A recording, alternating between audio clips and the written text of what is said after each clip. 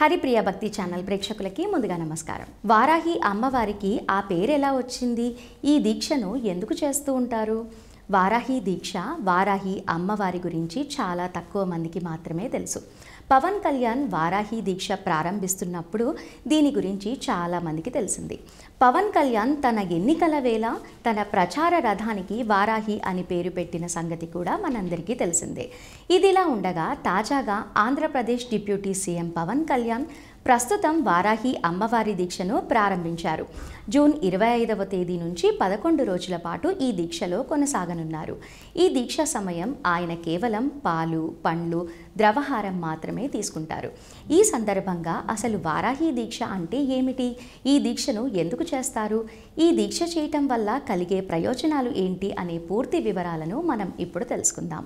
వారాహి అమ్మవారు ఎవరంటే, హిందూ మత విశ్వాసాల ప్రకారం దుర్గాదేవికి సంబంధించిన రూపాలను సప్తమాతృకలు అని అంటారు. ఆ 7 సప్తమాతృకల్లో ఒకరు అమ్మవారు. పురాణాల ప్రకారం రక్తబీజుడు, శంభు వంటి కొందరు రాక్షసులను వధించడంలో వారాహి అమ్మవారి ప్రస్తావన వస్తుంది. లలితా పరమేశ్వరి దేవి సర్వసైన్య అధ్యక్షురాలే వారాహి అమ్మవారని గ్రంథాలలో పేర్కొనబడింది. అమ్మవారి రూపం వరాహం ముఖంతో 8 చేతులతో పాశం, నాగలి, శంఖ, చక్రాలతో పాటు తదితర ఆయుధాలతో దర్శనమిస్తుంది. గుర్రం, పాము, దున్నపోతు, సింగం వంటి వాహనాల మీద వారాహి అమ్మవారు సంచారం చేసినట్లు పురాణాల్లో పేర్కొనబడింది. ఎవరి అవతారం అంటే, మార్కండేయ పురాణం ప్రకారం శ్రీ మహావిష్ణువు వరాహ అవతారం నుంచి వారాహి అమ్మవారు ఉద్భవించారు. వారాహి అమ్మవారు వరాలను ఇచ్చే తల్లిగా ఆరాధిస్తారు.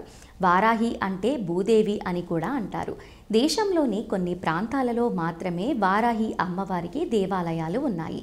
మైలాపూర్, వారణాసి, ఒడిస్సా వంటి రాష్ట్రాల్లో ఈ అమ్మవారి ఆలయాలు ఎక్కువగా ప్రాచుర్యంలో ఉన్నాయి. లలితా సహస్రనామాల్లో వారాహి అమ్మవారి ప్రస్తావన కూడా ఉంది. ఏ మాసంలో ఈ దీక్షను చేస్తారు అంటే, హిందూ క్యాలెండర్ ప్రకారం వారాహి అమ్మవారి దీక్షను జ్యేష్ఠ మాసం చివర్లో చేపడతారు. నవరాత్రుల వేళ ఎలాంటి దీక్ష చేపడతారో అలాగే వారాహి అమ్మవారి దీక్షను ఆచరిస్తారు. అయితే కొందరు 11 రోజుల పాటు ఈ దీక్షను చేపడతారు.